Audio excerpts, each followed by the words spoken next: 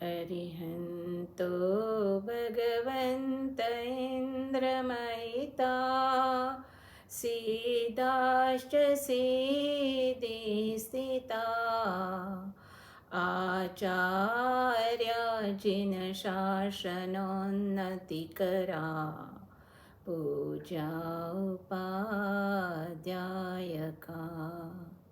श्रीसीतान्तसुपाठका मुनिवरा रत्नत्रयाराधका पञ्चैते परमेष्टिना प्रतिदिनं कुर्वन्तु वो मङ्गलम्। તો આજે આપણો કથાનું યોગનું 8મું સેશન છે. કથાનું યોગમાં આપણે ઋષભદેવ એટલે આ અવસરપીણી કાળના પ્રથમ તીર્થંકર ઋષભદેવથી આપણે સ્ટાર્ટ કર્યું છે. ઋષભદેવ ભગવાનનું જીવન ચરિત્ર, એમના પૂર્વભાવ, એમની સાથે જે સંકળાયેલા હતા એના પણ બધી આપણી કથાઓ જોઈ. એના પછી બીજા તીર્થંકરો જેની કથાઓ, જેના પૂર્વભાવ આપણને મળે છે, મલ્લીનાથ ભગવાન, શાંતિનાથ ભગવાન, નેમનાથ ભગવાન, પાર્શ્વનાથ ભગવાન, એ પણ આપણે બધા જોયા. અને હવે અંતિમ તીર્થંકર મહાવીર સ્વામીના આપણે એનું આપણે કથા સ્ટાર્ટ કરી છે, કે જેમાં આપણે એમને સમ્યક દર્શન પ્રાપ્ત કર્યાથી જે 27 ભાવ છે એ કથાઓ આપણે જોઈ. એની સાથે સંલગ્નિક જે આ અવસરપીણી કાળમાં 10 અછેરા થયા એનું પણ આપણે જોયું. એના પછી મહાવીર સ્વામીનો જન્મકાળ, બાલ્યકાળ, દીક્ષાકાળ, એ બધું આપણે જોયું. અને હવે આવે છે પ્રભુ મહાવીરનો જે સાધના કાળ છે, એટલે દીક્ષા લીધા પછી કેવળ જ્ઞાન પ્રાપ્તિ સુધીનો જે સાધના કાળ છે એના ઉપર આપણે આવ્યા છીએ, જે 12.5 વર્ષનો છે. આ સાધના કાળમાં એટલે કે આપણે હજી એમનું છદ્મસ્થ કાળ છે. એ પછી 12.5 વર્ષ પછી એમને કેવળ જ્ઞાન પ્રાપ્તિ થાય છે, અને પછી પણ એ 30 વર્ષ સુધી કેવળી તરીકે વિચર્યા છે અને ઘણા જીવોનું એમણે આત્મકલ્યાણ કર્યું છે. તો આ 12.5 વર્ષનો જે એમનો સાધના કાળ છે, તો એમાં પ્રભુને ઘણા ઉપસર્ગો આવ્યા છે, જેમાં દેવ સંબંધી, મનુષ્ય સંબંધી, તિર્યંચ સંબંધી આપણે કહીએ કે આ ઉપસર્ગોની પરંપરા એમના સાધના કાળમાં ચાલી છે. માનવ, પશુ, પક્ષી, દેવ સૌએ ઉપસર્ગો એમને કર્યા છે, પણ આ બધા ઉપસર્ગોમાં મહાવીર પ્રભુ સમભાવે રહ્યા છે અને પોતાના કર્મોની ઘણી નિર્જરા કરી છે. ઘણા બધા ઉપસર્ગો છે, જે આપણે કહીએ તો ગોવાળથી સ્ટાર્ટ થાય છે અને અંતિમ જે એમનું કાનમાં ખીલા ઠોકવાનું, જે આપણને બધાને ખબર છે, જે સૌથી આપણે કહીએ તો જે ઉપસર્ગોમાં પણ જે એની ભૂમિકા હોય, એટલે એનું તો સૌથી ઉત્કૃષ્ટ આપણે કહીએ જે એમનો ઉપસર્ગ હતો સૌથી વધારે, તો એ આ કાનમાં ખીલા ઠેકાણુંને જે ઉપસર્ગ હતો, તો એ ત્યાંથી પૂરું થાય છે. તો આખી આપણે કહીએ ઘણા બધા ઉપસર્ગો છે, એમાં આપણે મુખ્ય ઉપસર્ગો છે એ જોશું. અને જ્યારે આપણે આ ઉપસર્ગો જોઈએ છીએ અને એમાં રહેલો એવા ઉપસર્ગો વખતે મહાવીર ભગવાનનું જે સમત્વ ભાવ, સમતા ભાવ આપણે જોઈએ છીએ, ત્યારે એમના પ્રત્યેનો ભક્તિભાવ આપણને અત્યંત વધી જાય છે, કે આવા ઉપસર્ગોમાં પણ મહાવીર પ્રભુ કેવા સમતા ભાવમાં રહ્યા. એટલું જ નહીં, પણ જે જીવોએ એમને ઉપસર્ગ કર્યા, જેમ કે પહેલું જ આવશે આપણું શૂલપાણિ યક્ષ છે, ચંડકૌશિક છે, કે એના જ ઉપસર્ગ કર્યા, એમના ઉપર જ કરુણા કરી અને એમનું આત્મકલ્યાણ કર્યું. એટલે કેવા કરુણાવંત પ્રભુ છે, કેવા સમતામય પ્રભુ છે, એ આપણને આ કથાઓમાંથી આપણને જોવા મળે છે. તો પ્રથમ આપણે જોઈએ તો પ્રથમ એમણે સર્વવિરતિ સ્વીકાર્યા બાદ, પ્રથમ સર્વવિરતિ એટલે દીક્ષા સ્વીકાર્યા બાદ એમણે પ્રથમ ચાતુર્માસ જે કર્યું, એ એક ચાતુર્માસમાં એ શૂલપાણિ યક્ષના મંદિરમાં આવીને રહ્યા. તો ત્યારે ત્યાંના ગામ લોકોએ એમને એટલે દિવસના તો ઠીક છે, પણ રાતના રોકાવાની ના પાડી, કે જે પણ આ શૂલપાણી યક્ષના મંદિરમાં રાતના રહે છે એને એ બહુ જ હેરાન કરે છે. પણ પ્રભુને તો આ શૂલપાણી યક્ષને પ્રતિબોધવો હતો, એટલે એ ગામ લોકોના એ ના પાડે છે તો પણ ગણકારતા નથી. તો આ શૂલપાણી યક્ષની પણ પહેલાં પૂર્વભાવની કથા છે કે કેમ આવી રીતે હતું. તો એ પૂર્વભાવમાં એક બળદ હતો. કોનો? તો આ ધનદેવ નામના વાણિયાનો બળદ હતો. અને આ વાણિયો ધનદેવ 500 ગાડાઓ સાથે એક ઠેકાણેથી એક ગામથી બીજા ગામ જતો હતો. રસ્તામાં નદી આવે છે તો એ આ 500 ગાડા સાથે એ નદી ઉતરવા લાગે છે, એટલે કે નદી ક્રોસ કરે છે. નદીમાં કાદવ હોય છે, એટલે કાદવમાં એના જે ગાડાઓ હોય છે એ ખૂંચી જાય છે. હવે એ કાદાઓ ખૂંચી જાય તો કેવી રીતે કાઢવા? તો આ જે બળદ હોય છે, જે શૂલપાણી યક્ષનો પૂર્વભાવ હોય છે, બળદ એ ઘણો શક્તિશાળી હોય છે. તો એ ગાડામાં જે 2 બળદ હોય, એક રાઈટ બાજુ અને એક લેફ્ટ બાજુ, તો એ પોતે દરેક ગાડાના ડાબે બાજુ જોડાય છે અને એક ગાડાને એવી રીતે 500 ગાડાઓને એ નદી પાર કરાવે છે. એટલે કાદવમાંથી કાઢે છે અને પાર કરાવે છે. તો એનામાં ભલે શક્તિ હોય છે, નો ડાઉટ, પણ જ્યારે આટલા બધા ગાડાઓને એ કાદવમાંથી બહાર કાઢે છે તો એના સાંધા બધા તૂટી જાય છે. એટલે એ અશક્ત બની જાય છે. એટલે જે ધનદેવ છે એ કહે છે કે હવે આ અશક્ત આને હું કેવી રીતે લઈ જાઉં સાથે. એટલે ત્યાં જે ગામ લોકો હોય છે એ ગામ લોકોને આ ધનદેવ કહે છે કે આને હું આગળ લઈ જઈ શકું એમ નથી, તો હું એના ઘાસચારાનું તમને બધી વ્યવસ્થા કરી આપું છું, એટલે પૈસા આપું છું, પણ તમે આ બળદને તમે સાચવજો. એમ કરી અને ઓલા ગામ લોકોને સોંપી અને ધનદેવ ત્યાંથી આગળ ચાલ્યો જાય છે. હવે ગામ લોકો હોય છે એ ત્યારે તો હા પાડે છે, પરંતુ પછી એ બળદને સાચવતા નથી. એટલે કે એનું જે ચારો પાણી વગેરે વ્યવસ્થિત આપવો જોઈએ એ આપતા નથી, જેના લીધે આ બળદ રીબાઈ અને ત્યાંથી મરણ પામે છે. પરંતુ એ ત્યારે મરણ પામતી વખતે શુભ ધ્યાન હોય છે, ભૂખ્યો તરસ્યો અકામ નિર્જરાથી મરે છે, પણ શુભ ધ્યાનમાં હોય છે. એટલે ત્યાંથી એ વ્યંતર જાતિમાં દેવ થાય છે. એ દેવ એટલે આ શૂલપાણી યક્ષ. હવે દેવને મેં પહેલાં પણ કહું છું એવી રીતે અવધિ જ્ઞાન એમને જ્યારથી એ દેવ તરીકે ઉત્પન્ન થાય ત્યારથી જ એમને અવધિ જ્ઞાન તો હોય જ છે. એટલે એ અવધિ જ્ઞાનથી જુએ છે કે આ ગામ લોકોએ મારી કેવી અવસ્થા કરી, કે મારા માલિક કહી ગયા હતા પણ તો પણ મારી સંભાળ રાખ્યું નહીં અને હું આવી રીતે રીબાઈને મરણ પામ્યો છું. એટલે ગામ લોકો ઉપર એને બહુ જ ગુસ્સો આવે છે. એટલે શું કરે છે? એ ગુસ્સો કરી અને એ ગામમાં એ મરકીનો ઉપદ્રવ ફેલાવે છે. હવે આ મરકીનો ઉપદ્રવ એટલે સમજો કે આપણા કોવિડ જેવું, કે એના લીધે ઘણા ગામ લોકો અહીંયા મરણ પામે છે. એટલે જે બાકી ગામ લોકો રહ્યા હોય છે, ઘણા બધા તો મૃત્યુ પામે છે, પણ જે બાકી રહ્યા હોય છે એ એને વિનંતી કરે છે કે તમે હવે અમારા પર કોપ નહીં કરો. ત્યારે એની આરાધના કરે છે. ત્યારે યક્ષ કહે છે, નામ શું? શૂલપાણી, કે તમે ગામમાં મારું મંદિર બનાવો, ત્યાં મારા મૂર્તિની સ્થાપના કરો અને આરાધન કરો. તો એ કહે છે ભલે ગામ લોકો, અને જેવી રીતે યક્ષે કીધેલું એ પ્રમાણે મંદિર એની મૂર્તિ બનાવીને ત્યાં સ્થાપન કરે છે. હવે આવી રીતે એ ચાલતું હોય છે, પણ રાતવાસો ત્યાં કોઈ ન કરી શકે. એટલે લોકો ના પાડે છે કે તમે ભલે દિવસના કરો પણ રાતના તમે અહીંયા રાતવાસો નહીં કરો. પણ પ્રભુને તો આ યક્ષને પ્રતિબોધવો હતો, એનો જે કોપ હતો એ એને કાઢવો હતો. એટલે એ લોકો આટલી ના પાડવા છતાં ત્યાં જ રાતવાસો કરે છે.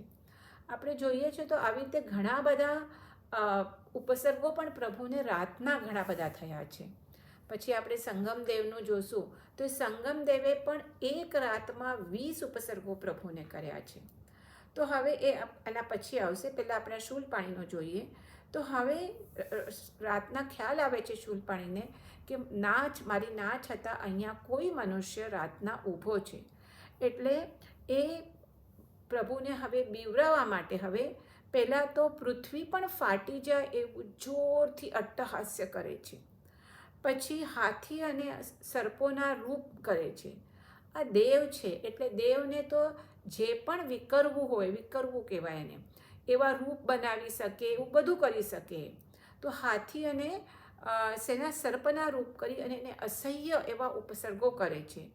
પણ પ્રભુ લેશ પણ ક્ષોભ પામતા નથી.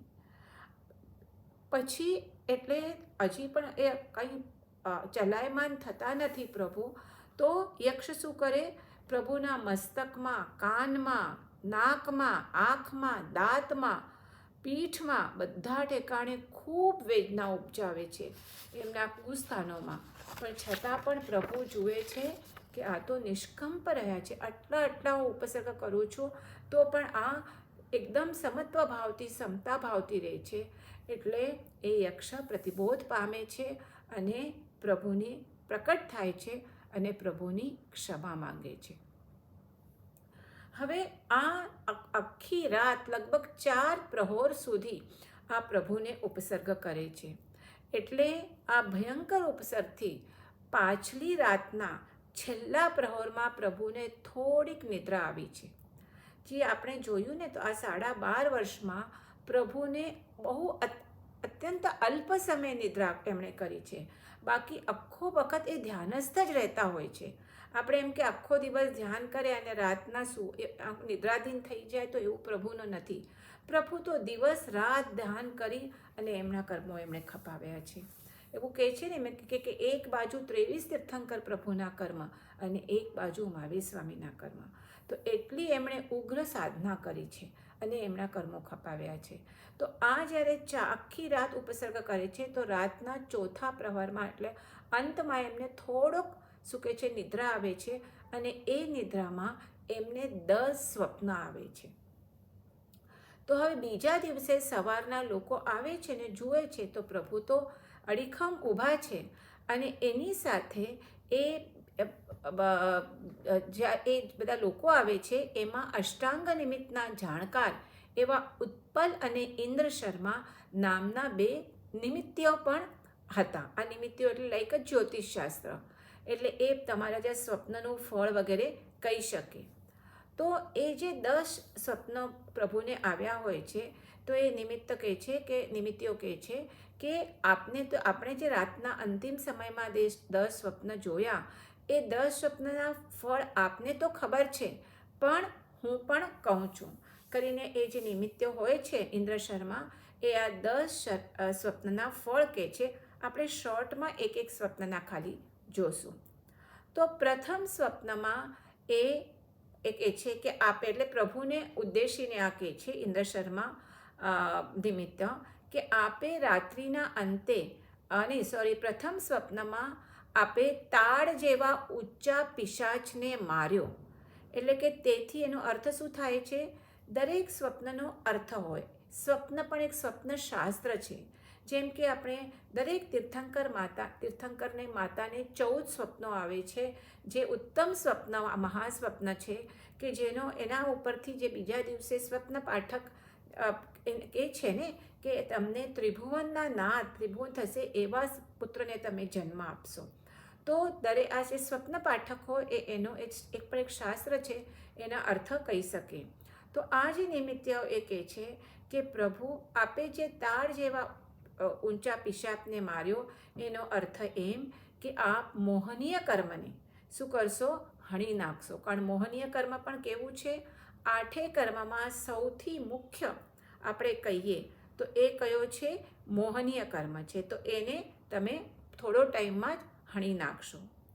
બીજા સ્વપ્નમાં આપની સેવા શ્વેત પક્ષી કરતું હતું, એથી આપ શુક્લ ધ્યાન ધારણ કરશો. શુભ ધ્યાનના 2 પ્રકાર છે, ધર્મ ધ્યાન અને શુક્લ ધ્યાન. આપણે ધાર્મિક ક્રિયા વગેરે કરતા હોઈએ છીએ, સારા ભાવમાં આપણે હોઈએ છીએ જ્યારે હમણાં સ્વાધ્યાય કરી રહ્યા છીએ કે બીજી સામાયિક પ્રતિક્રમ જો પણ તમે ક્રિયા કરતા હો તો ત્યારે શું હોય, આપણે ધર્મ ધ્યાન હોઈએ. બીજા તો અશુભ ધ્યાન તો છે, રૌદ્ર ધ્યાન અને કયું નામ નથી યાદ આવતું, એક રૌદ્ર ધ્યાન અને આર્ત ધ્યાન અને રૌદ્ર ધ્યાન. તો આર્ત ધ્યાન આપણું મોસ્ટ ઓફ ધ ઘણો બધો ટાઈમ આપણો આર્ત ધ્યાનમાં પણ જતો હોય છે. જે પણ આપણે વિષય ભોગોના જે પણ વિચાર કરીએ વગેરે, કે આપણે મનમાં શોક થાય, ખેદ થાય, જે પણ રાગ દ્વેષ બધા આર્ત ધ્યાનમાં આવે. પણ જ્યારે આપણો આવી રીતે સ્વાધ્યાય કરતો આપણે ધર્મ ધ્યાનમાં હોઈએ. પણ મોક્ષ માટે શુક્લ ધ્યાન ઇઝ ઇમ્પોર્ટન્ટ. શુક્લ ધ્યાન એટલે અત્યંત નિર્મળ ધ્યાન, જે એમના બધાના 4 ભેદ છે. આ કેવળી ભગવંતો કેવળ જ્ઞાન પ્રાપ્ત થાય ત્યારે હોય, અને પછી છેલ્લે મોક્ષમાં જાય ત્યારે આ હોય છે શુક્લ ધ્યાન. અત્યારે આ ધ્યાન નથી. તો આ અહીંયા કહે છે કે બીજા સ્વપ્નમાં આપની સેવા શ્વેત પક્ષી કરતું દેખાય છે. શ્વેત મીન્સ કે તેથી આપ શુક્લ ધ્યાન ધારણ કરશો. ત્રીજા સ્વપ્નમાં આપની સેવા કરતા વિચિત્ર કોયલ પક્ષીને જોયું. અર્થાત શું થશે, આપ દ્વાદશાંગીની પ્રરૂપણા કરશો. હવે આ દ્વાદશાંગી એટલે ખ્યાલ છે ને, આગમ, 12 આગમ. દ્વાદશાંગી એટલે 12 આગમ, જેમાં જૈન દર્શનનો સાર આપેલો છે. જેમ કે આપણે કહીએ કે હિન્દુઓ માટે ભગવદ્ ગીતા છે, ક્રિશ્ચનો લોકો માટે બાઇબલ છે, મુસ્લિમો માટે કુરાન છે. તો આપણે કોઈ કહે કે તમારા જૈનના શાસ્ત્ર કયા છે, તો એમાં આગમ, આ જે દ્વાદશાંગી છે, જે તીર્થંકર પરમાત્મા કેવળ જ્ઞાન પછી સંવત્સરણમાં બેસી અને જે દેશના આપે, અને એમના મુખ્ય શિષ્ય આની રચના કરે એ દેશના ઉપરથી, એ આ દ્વાદશાંગી છે. તો એની આપ પ્રરૂપણા કરશો, આ ત્રીજા સ્વપ્ન ઉપરથી કહે છે. ચોથા સ્વપ્નમાં આપની સેવા કરતો ગાયોનો સમૂહ જોયો. એથી સાધુ, સાધ્વી, શ્રાવક અને શ્રાવિકારૂપ ચતુર્વિધ સંઘ આપની સેવા કરશે. પાંચમા સ્વપ્નમાં આપે સમુદ્રને તર્યો, આખો સમુદ્ર. દેટ મીન્સ કે આપ આ ભવ સમુદ્રથી તરી જશો. પછી છઠ્ઠા સ્વપ્નમાં આપે ઉગતો સૂરજ જોયો, એટલે થોડા ટાઈમમાં આપે કેવળ જ્ઞાન, કેવળ દર્શન પ્રાપ્ત કરશો. સાતમા સ્વપ્નમાં આંતરડાઓ વડે આપે માનુષોત્તર પર્વતને વીંટ્યો. આ માનુષોત્તર પર્વત જવા દે હમણાં, વીંટ્યો. તેથી આપની કીર્તિ 3 ભુવનમાં, 3 ભુવન એટલે અધોલોક, તીર્છાલોક અને ઉર્ધ્વલોક, જે આખા 14 રાજલોકના 3 ભાગ કરેલા છે, એ 3 ભુવનમાં આપની કીર્તિ પસરશે. આઠમા સ્વપ્નમાં આપ મેરુ પર્વતના શિખર ઉપર ચડ્યા. તેથી આપ સમોસરણમાં સિંહાસન પર બેસી અને શું કરશો, દેશના આપશો. નવમા સ્વપ્નમાં આપે દેવોથી શોભી રહેલ પદ્મ સરોવર દેખો. તેથી 4 પ્રકારના દેવ, કયા, ભવનપતિ જે ક્યાં હોય, અધોલોકમાં હોય, વ્યંતર, પછી જ્યોતિષ જે તીર્છાલોકમાં હોય, અને ઉર્ધ્વલોકમાં જે વૈમાનિક દેવો. આ 4 પ્રકારના દેવો આપની સેવા કરતા હશે. દસમા સ્વપ્નમાં જે સુગંધમય 2 પુષ્પની માળા છે, એનું ફળ આ નિમિત્તાને નથી ખબર હોતું, પણ બીજો જે સિદ્ધાર્થ નામે બીજો દેવ હોય, વ્યંતર હોય છે, એ કહે છે કે એનો અર્થ થશે કે આપ એટલે પ્રભુ સાધુ ધર્મ અને શ્રાવક ધર્મની પ્રરૂપણા કરશે. એટલે આવી રીતે આ 10 સ્વપ્ન પણ અહીંયા અર્થ, આ 10 સ્વપ્નનું પણ ઘણું ઇમ્પોર્ટન્સ છે. એ 10 સ્વપ્ન આ ત્યારે એમને આવે છે, અને એનો અર્થ પણ અહીંયા આપેલો છે. તો આવી રીતે એમણે આ શૂલપાણી યક્ષને પ્રતિબોધ્યો અને એનું કલ્યાણ કર્યું. એના પછી આવશે આપણે ચંડકૌશિકનો ઉપસર્ગ જોઈએ. જે પ્રભુ શ્વેતાંબિકા નગરી તરફ જતા હતા. રસ્તામાં જંગલનો રસ્તો આવે છે, એટલે ત્યાં વિહાર કરતા હતા. તો રસ્તામાં લોકો ના પાડે છે કે આ રસ્તા ઉપરથી તમે વિહાર નહીં કરો, બીજા ઉપરથી જાઓ, કારણ કે અહીં ચંડકૌશિક નામે દ્રષ્ટિ વિષ સર્પ રહેલો છે. પ્રભુને તો એમનું પણ આત્મકલ્યાણ કરવું, તો એ ચંડકૌશિક સર્પનું, એટલે લોકોનો નિષેધ હોવા છતાં આ શું થાય છે, પ્રભુ એ જંગલમાંથી નીકળે છે ત્યાં આ દૃષ્ટિવિહીન સ્વપ્ન હોય છે.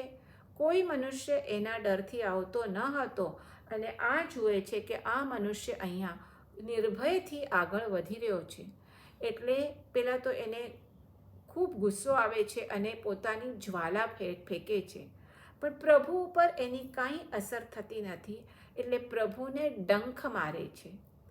હવે પ્રભુનો તમને મેં તીર્થંકરનું કીધેલું કે તીર્થંકરના 34 અતિશય હોય એમના શરીરના. અતિશય એટલે સ્પેશિયાલિટી, કે એમનું 34 અલગ અલગ હોય. એમાં એક અતિશય એવો છે કે એમનું રક્ત, માંસ, રુધિર અને માંસ આપણું કયા કલરનું છે? રુધિર એટલે બ્લડ, રેડ કલરનું. પણ એમનું તીર્થંકર પરમાત્માનું સફેદ કલરનું હોય. એટલે જ્યારે એ ડંખ મારે છે ત્યારે આપણે કહીએ કે એના લીધે, અથવા તો આપણે એમ પણ કહી શકીએ કે પ્રભુની જગતના સર્વજીવો પ્રત્યે કેવી કરુણા હોય, કેવું વાત્સલ્ય હોય કે એનાથી એ લાલ કલરના રક્તના બદલે સફેદ કલરનું દૂધ નીકળે છે. એવી આપણે શું કરીએ છીએ, આપણું આવું વર્ણન કરેલું હોય છે. જેમ કે આપણે કહીએ જે વાત્સલ્ય, જે માતાનું વાત્સલ્ય હોય, તો ત્યારે માતાના વાત્સલ્યથી પણ શું બાળક માટે દૂધ આવે. તો એવી રીતે પ્રભુનું તો જગતના સર્વજીવો પ્રત્યે વાત્સલ્ય છે, તો શું છે? ત્યાં દૂધ નીકળે છે. આ જોઈને આ ચંડકૌશિક છે એ અત્યંત નવાઈ પામે છે. હવે આટલે સુધી કહે પહેલાં હું આ ચંડકૌશિકનો પૂર્વની સ્ટોરી કહું. આ તો બધાને ખબર છે આટલે સુધી સ્ટોરી, પણ આ કેવી રીતે આ ચંડકૌશિક નાગ બને છે અને પછી કેવી રીતે પ્રતિબોધ પામે છે એ આપણે મેન તો જોવાનું છે. તો આ ચંડકૌશિક જે દૃષ્ટિવિહીન સ્વલ્પ હોય છે આ એના ભાવમાં, એ પૂર્વ ભાવમાં મહાતપસ્વી સાધુ હતો. હવે એક દિવસ એ તપસ્યા પછી પારણાના દિવસે એક ગોચરી માટે જતો હતો. તો રસ્તામાં કોઈ દેડકી એના પગ નીચે આવી જાય છે. હવે એમની સાથે બીજા એક સાધુ પણ હોય છે. તો એ જનરલી શું હોય, આ સાધુનો એક આચાર છે કે એ ક્યાં પણ ઉપાશ્રયથી બહાર નીકળે, એટલે બહાર જાય અને પાછા આવે તો એમને ઇરિયાવઈ કમ્પલસરી બોલવાનું હોય છે. ઇરિયાવઈ ખબર છે ને, આપણે ચૈતવંદનમાં પણ કરતાં પહેલાં બોલીએ. કોઈ પણ કૌશક કરતા ઇરિયાવૈયાએ, વિરાણાએ, ગમણા ગમણે, પાણક ગમણે, બિયક ગમણે. તો એ શું છે કે આપણાથી જે પણ કોઈ વિરાધના થઈ હોય કોઈ જીવની, તો આમાં આપણે શું કરીએ છીએ? ક્ષમા માગીએ છીએ આ ઇરિયાવઈ સૂત્રથી. તો આ સાધુને તો વારંવાર આ ઇરિયાવઈ સૂત્ર બોલવાનું હોય છે કે ગોચરી માટે ગયા હોય છે કે બીજા કશા માટે જાય છે, તો જ્યારે પણ આવે ત્યારે પહેલાં ઇરિયાવઈ સૂત્ર બોલે. તો આ ઇરિયાઈ વખતે અને પ્લસ એક પ્રતિક્રમણ, આપણે પ્રતિક્રમણ વખતે સામાયિક લઈએ ત્યારે પણ ઇરિયાવઈ બોલીએ.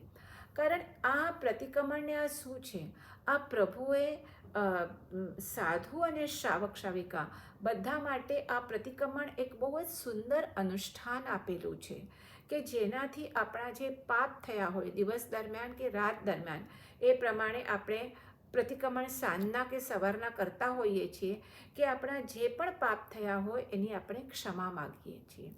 તો આપણે તો હવે શ્રાવક શ્રાવિકા તો આપણે બહુ ઓછા એવા હશે કે પ્રતિક્રમણ પર્યુષણ છોડીને કે આવી રીતે ચાતુર્માસ પૂનમ આવે છે તો એવા છોડીને આપણે રેગ્યુલર પ્રતિક્રમણ બહુ ઓછા કરતા હોઈએ છીએ. પણ સાધુ સાધ્વી તો બેવ ટાઈમનું પ્રતિક્રમણ એ કરે જ છે. તો જ્યારે સાંજના પ્રતિક્રમણ વખતે, એટલે ઇરિયાવઈ વખતે, ગૌચરી આલવતી વખતે અને પ્રતિક્રમણ વખતે 3 વખત આ જે સાથેના સાધુ હોય છે એ એમને યાદ કરાવે છે કે તમે તમારા પગ નીચે જે આવી રીતે દેડકી આવી ગઈ છે એને તમે પાપની આલોચના કરો. તો જ્યારે 3 વખત રિપીટેડ ઓલો કહે છે તો ઓલા સાધુને બહુ ગુસ્સો આવી જાય છે અને સાધુ એ જે તપસ્વી સાધુ હોય છે એને બીજા સાધુઓ પર ગુસ્સો આવે છે અને શું કરે છે? એને મારવા દોડે છે. તો એ મારવા દોડે છે તો ત્યારે વચ્ચે થાંભલો આવે છે અને થાંભલા ઉપર એનું માથું અફડાય છે અને એ ત્યાં મૃત્યુ પામે છે. એ હવે તપસ્વી છે એટલે મૃત્યુ પામી અને જ્યોતિષ દેવ થાય છે.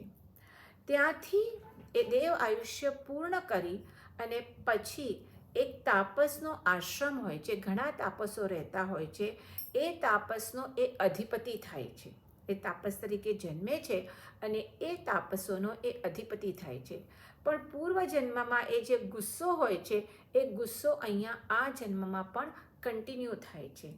એટલે એક વખત એક રાજકુમાર આ તાપસોના આશ્રમમાં કંઈ વૃક્ષોના ફળ લેતો હશે, એમને કયા વગર કે જે પણ હશે, તો એના લીધે એને પાછો ગુસ્સો આવે છે અને કુહાડો લઈ, કોણ, આ જે પહેલાં હોય છે તપસ્વી સાધુ, એ મરી અને જ્યોતિષ દેવ થાય છે અને ત્યાંથી જ્યોતિષ દેવનું આયુષ્ય પૂર્ણ કરી અને તાપસોના આશ્રમમાં એમનો અધિપતિ થાય છે.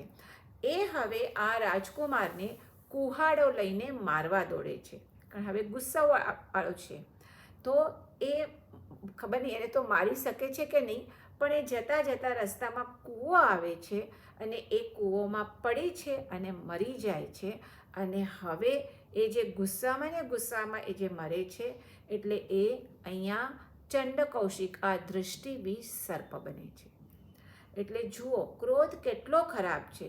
ક્યાં એ મહાતપસ્વી સાધુ હતો અને હવે એની નીચે ગીરતા ક્યાં આ સર્પના યોનિમાં જન્મ લે છે.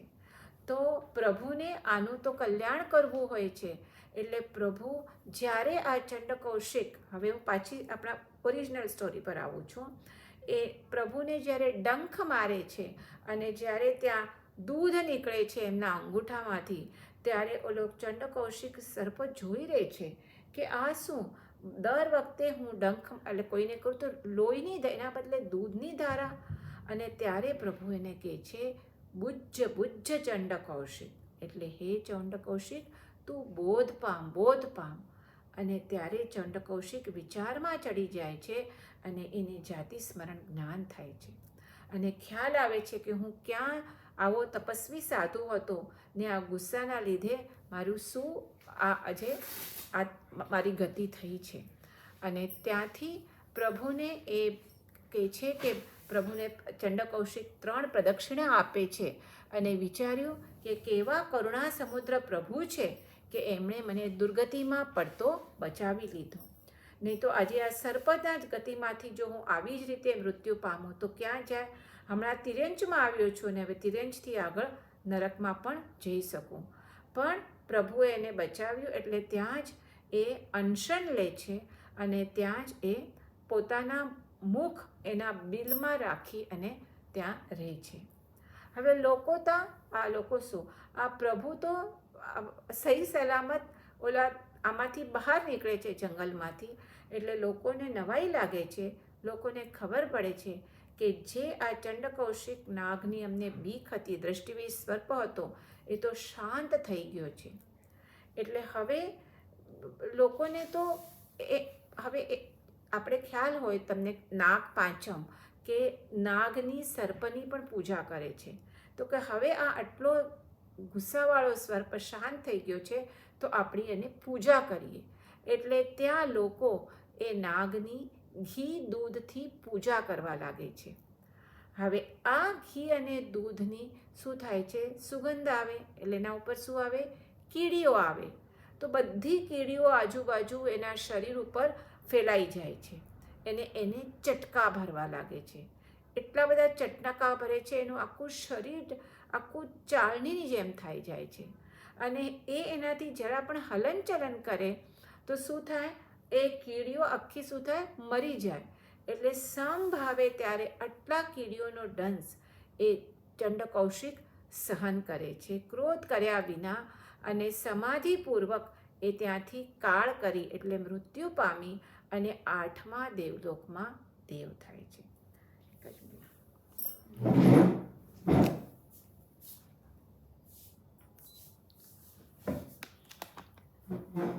તો આવી રીતે આપણે 2 એમના ઉપસર્ગ જોયા, એક શૂલપાણીનું યક્ષ અને બીજું ચંડકૌશિકનું. હવે એના પછી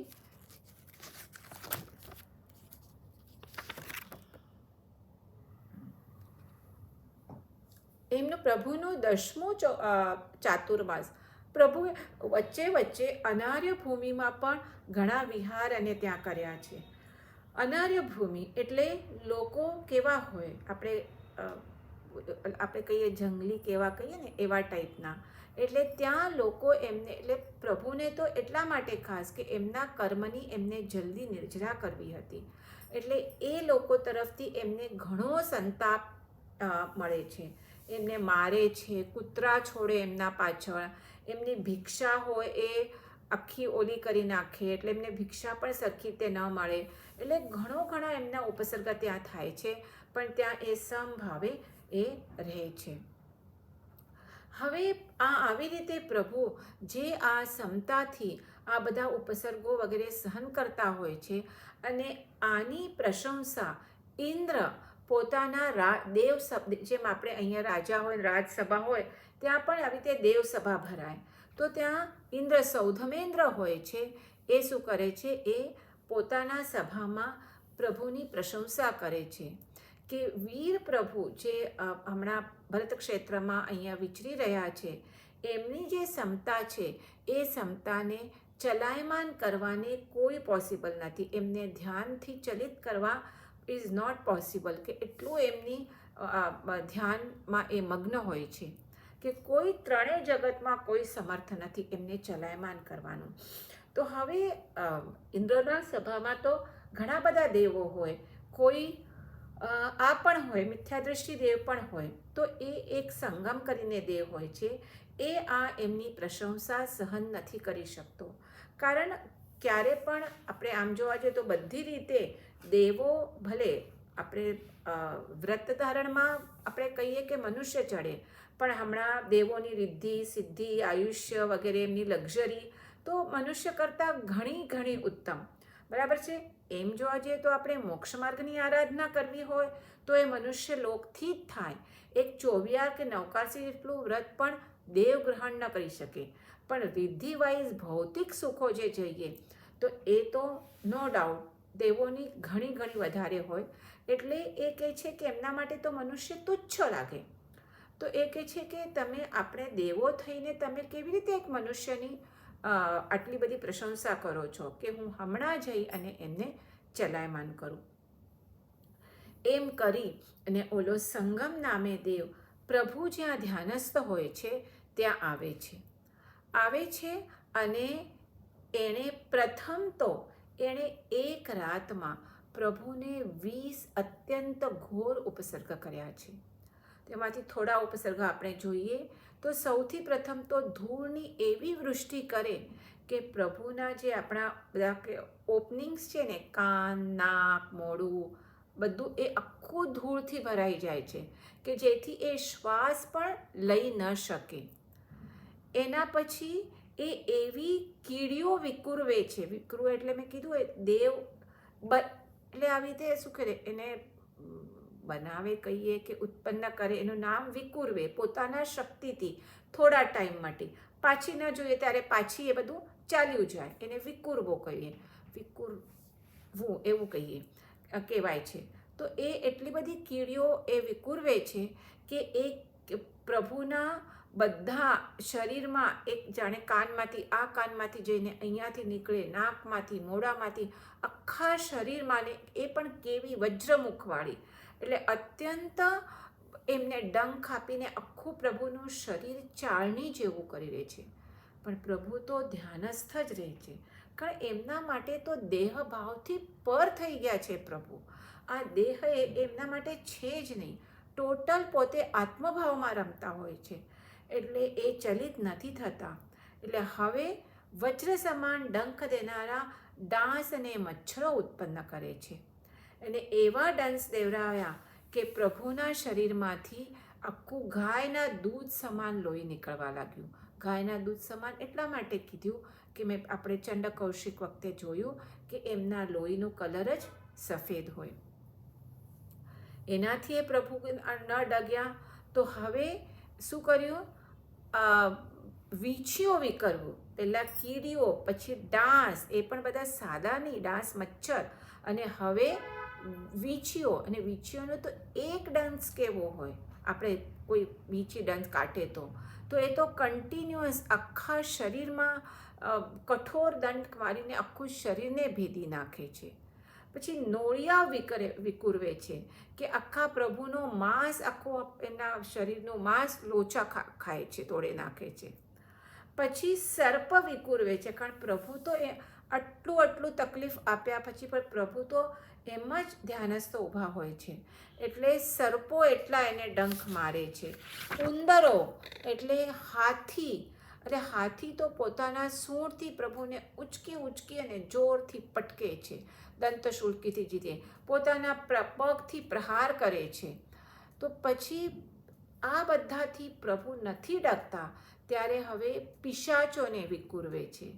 એ પિશાચો ઘોર અટ્ટહાસ્ય કરે છે, એટલે આવા ઘોર ઉપસર્ગો પ્રભુને ખૂબ કરીને પીડાય છે. વાઘ વિકુરવે છે કે વાઘ પણ પોતાના દાંતોથી પ્રભુને લોચી ખાય છે, અત્યંત તીક્ષ્ણ નખોથી પ્રભુને વિદારી કાઢે છે.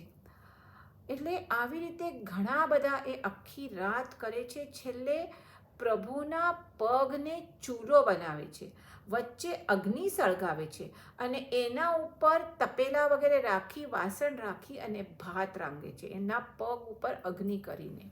બહુ પીડાય છે પ્રભુને.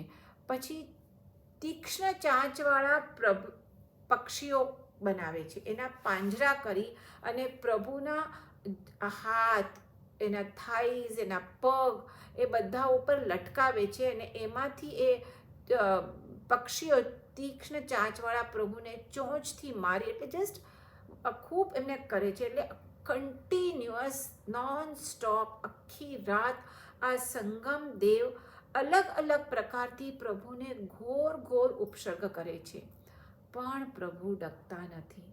એટલે છેલ્લે શું કરે છે, એ પ્રચંડ પવન વિકુરવે છે અને એના પછી 1000 ભાર પ્રમાણ જેવું ચક્ર વિકુરવે છે, 1000 ભાર પ્રમાણ જેવું, અને એનો જોરથી પ્રહાર કરે છે. એ એટલો જોરથી પ્રહાર હોય છે કે મેરુ પર્વત પણ એનાથી ચૂર્ણ થઈ જાય.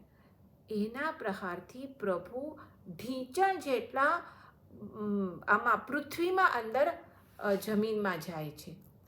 અને એ કહે છે આવી રીતે કન્ટિન્યુઅસ પ્રભુને 20 જેટલા આ શું કરે છે, ઉપસર્ગ કરે છે, હેરાન કરે છે. પણ છતાં પણ કરુણાવંત પ્રભુએ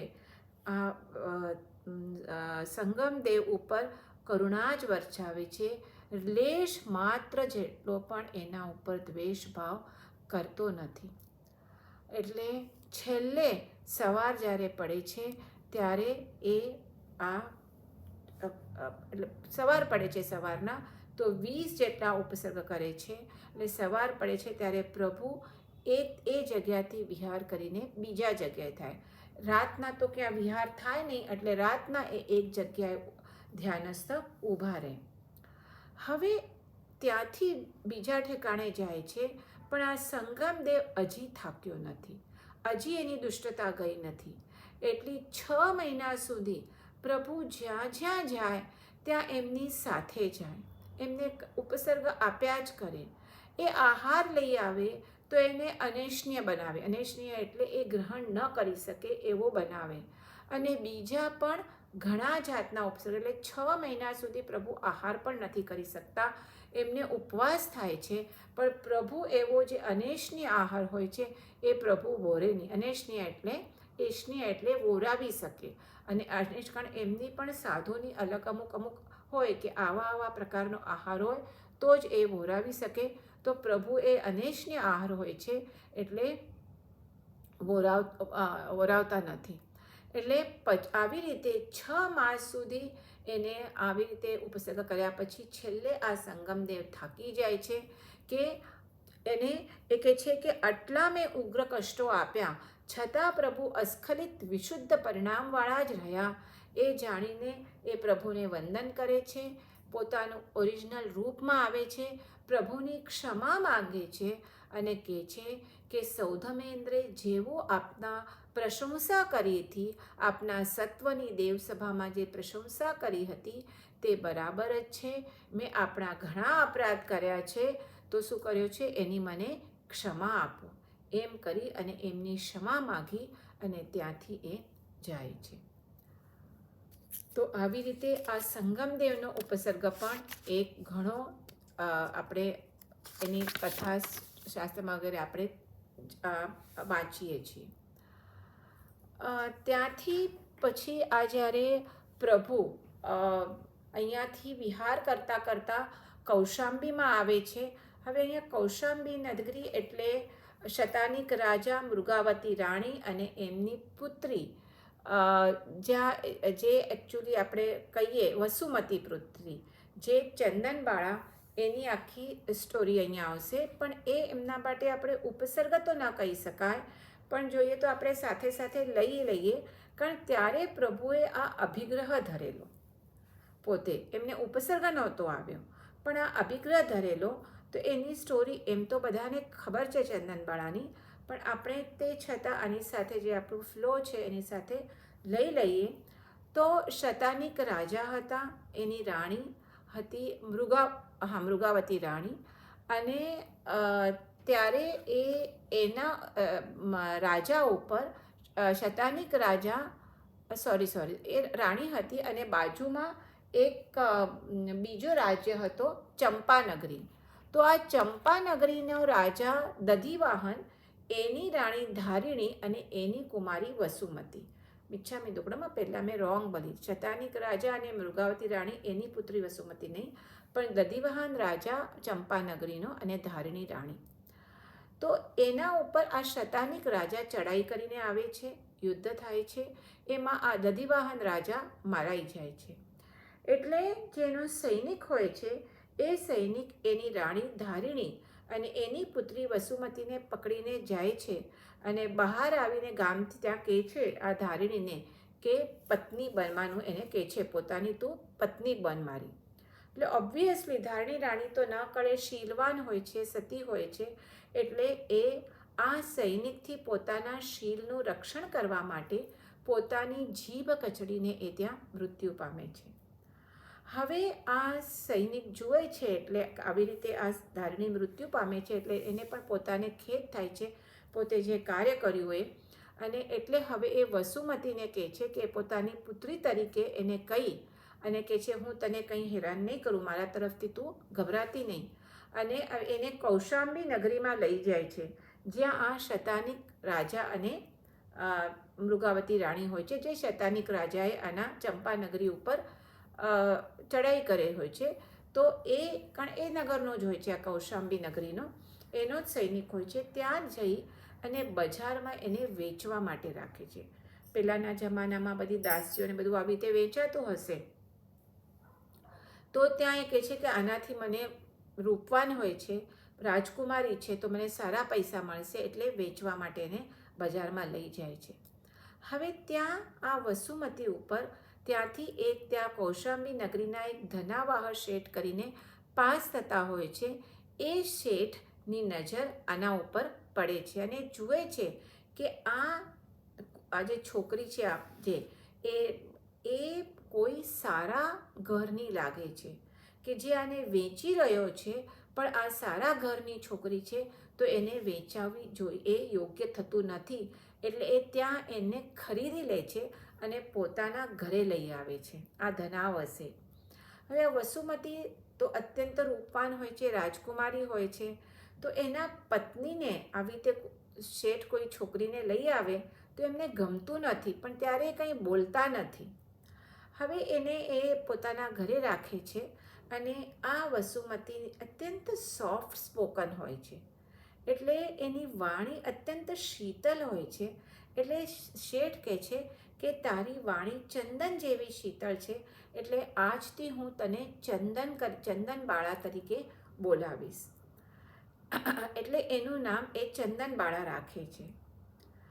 એક વખત એવું બને છે કે આ ધનાવ શેઠ બહારથી ઘરે પાછા આવે છે, અને આવે એટલે હાથ પગ આપણે હમણાં પણ આવીએ એટલે ધોઈએ ને, પણ આપણે ક્યાં ધોઈએ? બેસિનમાં, નળ ઉપર. ત્યારે તો નળ હતા નહીં, એટલે કોઈ એમને આવે એટલે લોટો ભરીને હાથને ધોવડાવે. કોઈ ત્યારે દાસ હશે નહીં ત્યારે, એટલે આ ચંદનબાળા એ પાણી ભરી અને એમને હાથ ધોડાવે છે. એના લાંબા વાળ હોય છે, એ વાળ એના આમ ઝૂકીને એ ધોડાવતી હોય છે, એટલે શું થાય છે, એનો ચોટલો કે જે હશે એ જમીન પર પડે છે. તો ત્યારે આ શેઠ એ વાળ એના હાથથી સાઈડમાં કરે છે. આ દ્રશ્ય એની જે શેઠાણી હોય છે, એની પત્ની, જેનું નામ મૂળા શેઠાણી છે, એ જુએ છે. ઓલરેડી એને ગમતું ન હતું કે શેઠ આ છોકરીને લઈ આવ્યા છે, અત્યંત રૂપવાન છે. હવે એને થાય છે કે મનમાં એક શંકાનો કીડો બેસી જાય છે ને, એટલે એક વખત શંકા મનમાં બેસી જાય. શેઠને તો એ પુત્રી સમાન હોય છે, એની નજર પુત્રી તરીકે જ હોય છે, પણ આ શેઠાણીના નગરમાં એમ થાય છે કે આ મને ચોક્કસ એને શોક્ય તરીકે માને રાખશે.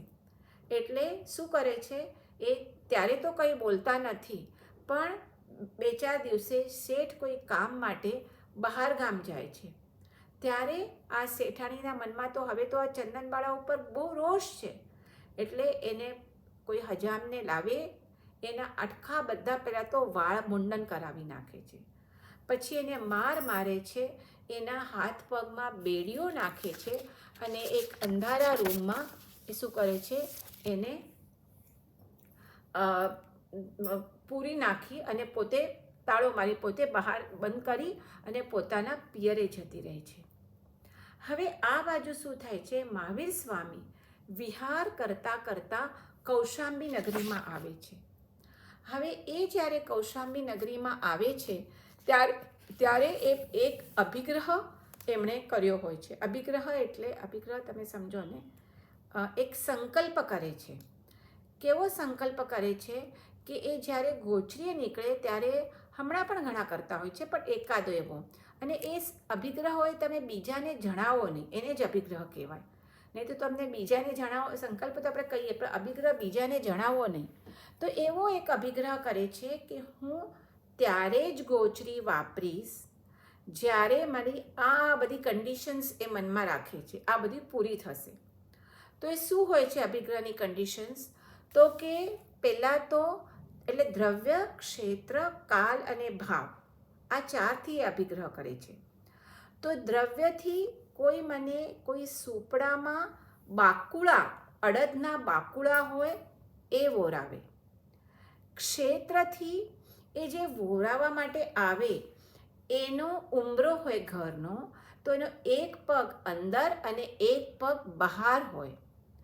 પછી કાળથી સર્વ ભિક્ષાચારો ભિક્ષા લઈને નિવૃત્ત થયા, એટલે ગોચરીનો સમય વીતી ગયો હોય, એટલે બેઝિકલી આપણો જમવાનો સમય પતી ગયો હોય એ વખતે એ ભિક્ષા લેવા જાય. હમણાં પણ ઘણા એવા કરતા હોય છે કે ઓલમોસ્ટ બધું પતી ગયું હોય આપણા ઘરમાં, થોડુંક થઈ ગયું ત્યારે એ ભિક્ષા લેવા ગોચરી માટે. હમણાં પણ ઘણા સાધુઓ સ્ટ્રિક્ટ એવું પણ કરતા હોય છે, પણ આ તો એમનું બધું એકસાથે. તો ક્ષેત્રથી કાલથી એવું કે જ્યારે ભિક્ષાચાર એટલે ટાઈમ પતી ગયો હોય ત્યારે, અને ભાવથી દ્રવ્ય, ક્ષેત્ર, કાલ અને ભાવ કે જે વહોરાવે એ રાજકુમારી હોય પણ દાસીપણાને પામેલી હોય, એનું મસ્તક મુંડાવેલું હોય, હાથ પગમાં બેડીઓ હોય, હાથ તો ખુલ્લા છે એટલે ઓલા પકડી શકે છે, રુદન કરતી હોય અને અઠ્ઠમ તપવોળી હોય એવી કુંવારી રાજકુમારી જો મને ગોચરી વોરાવે ત્યારે હું વોરાવીશ. હવે આવો અભિગ્રહ ક્યાંથી પૂરો થાય? તો રોજ એ ગોચરીઓ માટે નીકળે, બધા લોકો એમને અલગ અલગ ગોચરી વોરાવે, પણ એ કોઈ પાસેથી એ એક્સેપ્ટ ના કરે અને આગળ ચાલ્યા જાય. તો 5 માસ ને 25 દિન ઉપર થવા આવ્યા હોય છે, પણ હજી એમને ગોચરી મળતી નથી. અને આ 5 માસ ઉપર 25મા દિવસે એ ભિક્ષા માટે ફરતા ફરતા અહીંયા આ કૌશાંબી નગરીમાં ધનાવહ શેઠના ઘર પાસે આવે છે. હવે અહીંયા એવું બને છે કે આ મૂળા શેઠાણી આ ચંદનબાળાને રૂમમાં પૂરી અને પોતે તો ચાલી જાય છે. 3 દિવસ સુધી આ ચંદનબાળા શું હોય છે, ખાધા પીધા વગરની આ અંધારા રૂમમાં પૂરાયેલી હોય છે. એના પગમાં બેડીઓ છે એટલે ઉઠીને ક્યાંય જઈ પણ ન શકે. પણ એને નવકાર મંત્ર ઉપર અતૂટ શ્રદ્ધા એટલે નવકાર મંત્રનું ધ્યાન કરતી બેઠી હોય છે. 3 દિવસ પછી ધનાવર શેઠ પાછા આવે છે. અમૂળા શેઠાણી તો હોતા નથી. ચંદનબાળાને અવાજ દે છે. ખબર પડે છે કે આ રૂમમાં આવી રીતે અંધારા રૂમમાં એ પૂરાયેલી છે. એને 3 દિવસથી ભૂખી છે. એટલે સૌથી પ્રથમ તો જુએ છે કે એને પહેલાં તો હું કંઈક ખાવા માટે આપું. આજુબાજુ કાંઈ ખાલી આ અડદના બાફેલા આ બાકુડા જુએ છે. એટલે કહે છે કે તું હમણાં એનો આહાર કર. સૌથી પહેલાં હું તારા પગમાંથી બેડીઓ તોડાવું. એમ વિચાર કરી અને એ લુહારને બોલાવવા માટે જાય છે. ધનાવ શેઠ અહીં લુહારને બોલાવવા જાય છે અને અહીં મહાવીર પ્રભુ ગોચરી માટે અહીંયા આ ધનાવના શેઠના ત્યાં આવે છે. જ્યારે આ ધનાવ શેઠ ચંદનબાળાને આ કહે છે કે તું આટલું તો ખાઈ લે, ત્યારે એને થાય છે કે મારા 3 દિવસના ઉપવાસ થયા છે, તો હવે ખાતા પહેલાં જો કોઈ હું યોગીને આ કોઈને વોરાવી અને પછી વાપરું, એવો મનમાં એ ભાવ કરે છે. અને ત્યારે જ પ્રભુ ત્યાં પધારે છે અને એમના જે અભિગ્રહો હોય છે કે દ્રવ્યથી જે સુપડામાં બાકુડા હોય અડદના, ક્ષેત્રથી કે ત્યારે એ જુએ છે પ્રભુને કે આવે છે એટલે એમને બોલાવે છે ઉમરામાં. એટલે એક પગ ઉમરાની બહાર છે, એક અંદર છે. કાળ તો થઈ ગયો હોય છે ક્યારનો ભિક્ષાચારનો, અને ભાવથી કે જે રાજકુમારી છે, માથે મુંડણ છે, પગમાં બેડી છે, દાસીપણાને પામેલી છે, તો ઓલમોસ્ટ બધા જ અભિગ્રહ પૂરા થવા લાગે છે. એટલે એ વોરાવા માટે આવે છે. તો ચંદનબાળા અત્યંત હર્ષિત થાય છે કે હું આજે કોઈ યોગીને એટલે વોરાવીને પછી હું ખાઈશ. એટલે એ વોરાવા જાય છે. હવે એનું હર્ષિત થાય છે. અને અહીંયા એમનું એક અભિગ્રહ બાકી રહે છે કે એમના આંખમાંથી એટલે રુદન કરતી રડતી હોય એવી જોઈએ. તો અભિગ્રહ બાકી રહે છે એટલે પાછા વળે છે. તો વોરાવતા આવે છે વોરાવા અને પાછા વળે છે. એટલે ત્યારે હવે ચંદનબાળા રડે છે કે શું મારું ભાગ્ય છે કે આટલું તો એને થયું છે 3, પણ હવે આટલા વોરાવા માટે આવી અને પ્રભુ પાછા વળે છે. એટલે ત્યારે એના આંખમાંથી પાણી આવે છે. અને આ જોઈ અને વીર પ્રભુ પાછા વળે છે અને એના હાથમાંથી એ ભિક્ષાનું એ વોરાવે છે. આપણે કથા બધાને ખ્યાલ છે, પણ તો એક મહિમા લાવવા માટે પ્રભુ પ્રત્યેનો, ચંદનબાળા પ્રત્યેનો એક વખત મેં પાછું કીધી. ત્યાં પ્રભુ વોરાવે છે. 5 દિવ્ય પ્રગટ થાય છે. દેવો દુંદુભી કરે છે. 5 માસ ને 25 દિવસનું એમના આ ઉપવાસનું પારણું થાય છે. એટલે અને ચંદનબાળાનું પણ પાછું એમના વાળ જેવા હોય છે એવા થઈ જાય છે, બેડીઓ તૂટી જાય છે. અને બધું આખું બધું વર્ણન આપેલું છે. ત્યાં સુધી એમણે પ્રભુ પણ અડદના બાકુળીથી 5 માસ ને 25 દિનના ઉપવાસનું પારણું કરે છે. અને પછી શતાનિક રાજા અને મૃગાવતી રાણી એને આવીને ચંદનબાળાને પોતાના ત્યાં મહેલમાં લઈ જાય છે. મારા ખ્યાલ પ્રમાણે એમની આઈ થિંક માસિક થતા હોય છે. તો એ પોતાને ત્યાં લઈ જાય છે. અને પછી જ્યારે પ્રભુને કેવળ જ્ઞાન થાય છે અને પ્રભુ ચતુર્વિધ સંઘની સ્થાપના કરે છે, એ આપણે આવશે પ્રભુને દરેક તીર્થંકર પરમાત્માને કેવળ જ્ઞાન થાય પછી દેવો આવી અને સમોસરણની રચના કરે. અને ત્યારે પ્રભુ ત્યાં ચતુર્વિધ સંઘ એટલે પહેલાં તો સૌથી પહેલાં ગણધરની પણ સ્થાપના કરે. ગણધર એટલે એમના મુખ્ય શિષ્યો કે જે એ વાચના આપે ત્યારે શું કરે, એ દ્વાદશાંગીની રચના કરે. અને ચતુર્વિધ સંઘ એટલે સાધુ, સાધ્વી, શ્રાવક અને શ્રાવિકામ ચતુર્વંગ સંઘની સ્થાપના કરે. ત્યારે સૌથી પ્રથમ દીક્ષા આ ચંદનબાળા લે છે એમની. એટલે સૌથી પ્રથમ શિષ્ય, અને પછી જે સાધ્વી આખો જે વૃંદ હોય છે એમના પણ મુખ્ય શિષ્ય તરીકે આ ચંદનબાળા સાધ્વી હોય છે. તો આ ઇટ્સ નોટ અ ઉપદ્રવ, પણ આ જે એમનો અભિગ્રહ હતો પ્રભુનો કે એનાથી એમને આટલો લાંબો ટાઈમ સુધી એમને ઉપવાસ રહે છે. તો ત્યાંથી પછી હવે અમે કીધું એવી રીતે ઘણા ઉપસર્ગો થયા છે, પણ આપણે જે મુખ્ય જે 4-5 ઉપસર્ગો છે એ જ આપણે જોયા છે. તો સૌથી જે છેલ્લો ઉપસર્ગ એમનો આપણે કહીએ કે એમને કેવળ જ્ઞાન થયું એના પહેલાં છેલ્લો જે એમનું ચાતુર્માસ હતું, તો ત્યાં આવી ને એક ગામ બહાર, એ મેંઢીક ગામ આપેલું છે અહીંયા, તો ત્યાં આ ધ્યાનમાં એ ધ્યાનસ્થ ઊભા રહે છે. તો અહીં એક ગોવાળ આવી અને પ્રભુ પાસે કહે છે કે મારા બળદોનું તમે ધ્યાન રાખજો, અને પોતે જાય છે. હવે આ બળદો તો બળદ છે, મૂંગો પશુ છે, અને પ્રભુ તો ધ્યાનસ્થ છે. એ કહીને જાય છે કે પ્રભુ એને જવાબ નથી આપતા, એટલે એ બળદો તો શું કરે છે, એ ત્યાંથી ચરતા ચરતા દૂર નીકળી જાય છે, અને પાછો આવે છે ત્યારે જોતો નથી કે બળદ છે નહીં અહીંયા, એટલે આ કે મારું ધ્યાન કેમ નહીં રાખ્યું આટલું. હવે આ જે ગોવાળ છે એ કોણ છે? તો પ્રભુ જ્યારે આપણે જે 27 ભવ જોયા હતા ત્યારે પણ મેં આ વાત કરી હતી, તમને ખ્યાલ હોય તો, ત્યારે જ્યારે ત્રિપૃષ્ઠ વાસુદેવ એ જ્યારે થયા હોય છે, તો ત્યારે એ આ પાછી હું સ્ટોરી રિપીટ કરું છું થોડીક જ, કે ત્યારે વાસુદેવના ભવમાં એ, હવે વાસુદેવ એટલે તીર્થંકર, 3 ખંડના રાજા, જેમ ચક્રવર્તી 6 ખંડના અધિપતિ હોય, તો વાસુદેવ 3 ખંડના અધિપતિ હોય, એટલે ઘણી એમની પાસે રિદ્ધિ સિદ્ધિ હોય. એટલે જ્યારે એ શયન કરવા જાય તો ત્યારે શું હોય, એ બધા નૃત્ય અને નૃત્ય તો નહીં પણ વાજિંત્ર એટલે મ્યુઝિક આપણે કહીને સંગીતવાળાને બોલાવે, અને સંગીત સાંભળતા સાંભળતા એ શું કરે, નિદ્રાધીન થાય.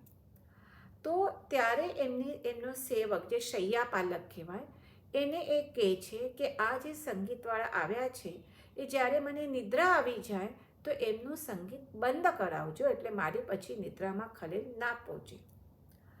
તો એ કરીને એ સૂઈ જાય છે. પણ હવે શું થાય છે કે એ જે શૈયાપાલક હોય છે એ પોતે પણ સંગીત તો એ પણ સાંભળતો હોય છે, એટલે રાજાની જે આજ્ઞા હોય છે એ ભૂલી જાય છે કે તમે સંગીત બંધ કરાવજો કે આ થાય ત્યારે, અને સંગીત ચાલુ રહે છે. એટલે રાજા જ્યારે ઉઠે છે અને જુએ છે કે મેં જે આજ્ઞા આપી હતી એ શૈયાપાલકે પાળી નથી અને સંગીત બંધ કરાવ્યું નથી, એટલે વાસુદેવ છે 3 ખંડનો રાજા છે, મોટો સમ્રાટ, એટલે બહુ જ ગુસ્સે થઈ અને શૈયાપાલકના કાનમાં ગરમ ગરમ શીશુ રેડાવે છે. એટલે કેટલી વેદના થઈ હશે એને. એટલે એ જ્યારે એ જે કર્મ બાંધે છે આ વાસુદેવ, એ કર્મ એને એ પણ શીશુ એટલે તપાવેલું શીશુ, એ કર્મ આ મહાવીર પ્રભુના ભવમાં એમને ઉદયમાં આવે છે. એટલે હવે આ જે ગોવાળો એ કોણ હોય છે? આ શૈયાપાલક પણ ઘણા ભવો કરીને આ ગોવાળો તરીકે જન્મ લે છે. એટલે એ જે પહેલાં જન્મનો જે ઋણાનુબંધ હોય છે એ પ્રભુને જોતા એને એમ યાદ ના આવે, જાતિ સ્મરણ જ્ઞાન ન થાય, પણ એને ગુસ્સો આવે છે બિકોઝ ઓફ ધેટ ઇન્સિડન્ટ. તે એવો ગુસ્સો આવે છે કે તે મારા કેમ નહીં કર્યા મારા બળદોની રક્ષા, એટલે લાકડાના ખીલા લઈને 2 કાનમાં બેઉમાં એને ઠોકે છે, એવી રીતે કે આખા અંદર અણીઓ એની એકબીજા સાથે ટચ થઈ જાય અંદર. એટલું જ નહીં, બહારથી પછી એ કાપી નાખે છે, એટલે કોઈને ખબર પણ ન પડે કે એના કાનમાં આવી રીતે ખીલા ઠોકેલા છે. તો પણ પ્રભુ તો સંભાવે જ રહે છે. હવે એ પ્રભુ એમનું જ્યારે ધ્યાન પતી જાય છે, ગોચરીનો ટાઈમ થાય છે, ત્યારે એ ગામમાં ગોચરી માટે નીકળે છે અને ત્યાં એ પહેલાં તો અપાપા નગરી આવે છે, ત્યાંથી વિહાર કરીને, અને ત્યાં સિદ્ધાર્થ વણિકના ઘરે એ જાય છે. હવે ત્યાં આ વણિકનો એક મિત્ર હોય છે, એ મિત્ર વૈદ્ય હોય છે, એનું નામ હોય છે ખરક વૈદ્ય. એ જ્યારે પ્રભુ ગોચરી પર અહીંયા આવે છે ગોચરી માટે આ સિદ્ધાર્થ વણિકના, ત્યારે પ્રભુને જોતા એને ખ્યાલ આવે છે કે પ્રભુને શરીરમાં કંઈક શલ્ય છે. એટલે ત્યારે તો એ કંઈ કહેતો નથી. પ્રભુ ગોચરી બોરાવીને જાય છે પાછા, અને પાછા જઈને ધ્યાનસ્થ થાય છે. ત્યારે એ પોતાના મિત્રને લઈ અને એ જાય છે પ્રભુ પાસે, અને એમનું શરીર એટલે તપાસે છે. એટલે ખ્યાલ આવે છે તપાસ કરતાં કે એમના કાનમાં શું થાય છે, આ 2 ખીલા ઠોકાણા છે. એટલે પોતાના આ ફ્રેન્ડની હેલ્પ લઈ, સિદ્ધાર્થ વણિકની, અને ત્યારે પ્રભુના કાનમાંથી એ જોરથી એ ખીલા ખેંચી કાઢે છે. તો પ્રભુ એમ કહેવાય છે, શાસ્ત્ર આપણે આવે છે કે પ્રભુએ આટલા ઉપસર્ગો એટલે આપણે સમભાવે રહ્યા, પણ જ્યારે એ ખીલા ખેંચાય છે ત્યારે પ્રભુના મોઢામાંથી ચીસ પડી જાય છે અને એટલી એ ચીસ નીકળી જાય છે કે આખું ઉદ્યાન એ ખળભળી ઉઠે છે કે ત્યાં એક પથ્થરમાં આખું એને શું થાય છે, ઓલું તરાડ પડી જાય છે. આપણે અમદાવાદથી રાજસ્થાન જઈએ તો બામણવાડા કે કોઈ તીર્થ આવે છે, ત્યાં મને ખ્યાલ પ્રમાણે હજી ત્યાં પથ્થર પણ રાખ્યું છે કે આવી રીતે ત્યાં એ જે તિરાડ પડી ગઈ છે. એટલે આ સાણસીથી ખેંચી કાઢે છે અને પછી ત્યાં એમને જે પણ ઉપર દવા વગેરે લગાડવાની હોય છે એ લગાડે છે. એટલે આ પ્રભુને આવી રીતે વૈયાવચ કરે છે. એનાથી આ વૈદ્ય અને સિદ્ધાર્થ વણિક એ તો ત્યારે વંદન કરીને પોતાના સ્થાને જાય છે, પણ મૃત્યુ પામીને દેવ થાય છે અને ગોવાળો જેણે પ્રભુને આવા ઉપસર્ગ કર્યા છે એ નરકમાં જાય છે. તો આવી રીતે પ્રભુના ઉપસર્ગોની શરૂઆત અને સમાપ્તિ બેવ ગોવાળિયાથી જ થાય છે. એટલે આમાં બધા જઘન્ય ઉપસર્ગ, મધ્યમ ઉપસર્ગ અને ઉત્કૃષ્ટ ઉપસર્ગ કે બહુ જ જે ઉપસર્ગ, તો એમાં આ ખીલા ઠોકવાનો અને ખેંચવાનો જે ઉપસર્ગ એ અત્યંત ઉત્કૃષ્ટ કીધેલો છે. બધા ઉપસર્ગો શ્રી વીર પ્રભુએ શાંતિ, સમતા અને નિશ્ચયપૂર્વક આ ઉપસર્ગોમાં રહ્યા છે. તો અહીંયા આપણે આ પ્રભુના ઉપસર્ગ આપણે કમ્પ્લીટ કર્યા. તો હવે આ પ્રભુ આવી રીતે આ છેલ્લું જે 12.5 વર્ષના સાધના પછી પ્રભુને રુજુવાલિકા નદીના કિનારે ગોદોહદ એટલે જે ગાય દોહવા બેસીને જે પોસ્ચર હોય એવા ગોદોહદ આસનમાં પ્રભુને રુજુવાલિકા નદીના કિનારે શું થાય છે, કેવળ જ્ઞાન, કેવળ દર્શન પ્રાપ્ત થાય છે. દેવો આવીને ત્યાં સમવસ્ત્રણની રચના કરે છે. પ્રભુ ચતુર્વેદ, પણ એ બધું હવે આપણે નેક્સ્ટ મંગળવારના જોશું.